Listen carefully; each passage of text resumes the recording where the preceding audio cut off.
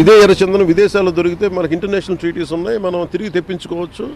మనం ఖర్చు పెట్టుకుంటే ఎర్రచందనం దొరికిన ఎర్రచందనాన్ని ఆ రెస్పెక్టెడ్ ఎక్కడైతే సోర్స్ కంట్రీ ఏది ఉందో వాటికి పంపించేయచ్చు అనేది నిబంధనలు. దాని ప్రకారం నేను అటవీ శాఖ మంత్రి బాధ్యతగా తీసుకున్న తర్వాత నేపాల్లో ఉండిపోయింది, మనం చేసాం. అది ప్రాసెస్లో ఉంది. కొన్ని ఈ ఇష్యూస్ ఉన్నాయి, అవి సార్ట్అవుట్ చేస్తాం. అలాంటిది మన పక్క రాష్ట్రాల్లో దొరికినప్పుడు నేను అడిగింది ఏంటంటే అలాంటి ట్రీటీస్ ఏం లేవా మనకి అన్నాను.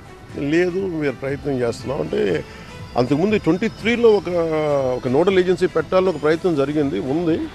అప్పటి గవర్నమెంట్ దాన్ని ముందుకు తీసుకెళ్ళలేదు. సో నేను తిరిగి దాన్ని రివైవ్ చేసి భూపేంద్ర యాదవ్ గారి దృష్టికి తీసుకొస్తే ఆయన ఈ రోజున అపాయింట్మెంట్ ఇచ్చాను. మేము అడిగింది ఏంటంటే ఒక నోడల్ ఏజెన్సీ ఉంది, దానికి ఎక్కడైతే ఎర్రచందనం దొరుకుద్దో ఏ రాజ్యాలు, ఆంధ్రప్రదేశ్ సోర్స్ అది ఎర్రచందనం, ఇక్కడ దొరికిన ఎర్రచందనం లేదంటే ఉదాహరణకి కర్ణాటకలో మనకి శ్రీగంధం చెట్లు దొరికినా కానీ ఎక్కడైతే ఆ పక్క రాజ్యాల్లో పక్క రాష్ట్రాల్లో పట్టుబడతాయో ఆ పట్టుబడిన చోట తిరిగి వాళ్ళకి చేరవేసేలాగా, లేదంటే అమ్మేస్తే వచ్చిన రెవెన్యూని ఒక 60-40 నిష్పత్తులు అంటే సోర్స్ ఉదాహరణ ఎర్రచంద్రం మంద అయితే మనకి 60% వచ్చేలాగా, ఆ పట్టుబడ్డ రాష్ట్రంలో 40% వచ్చేలాగా అలాంటిది నిబంధన ఏదైనా చేయమని రిక్వెస్ట్ చేస్తాను.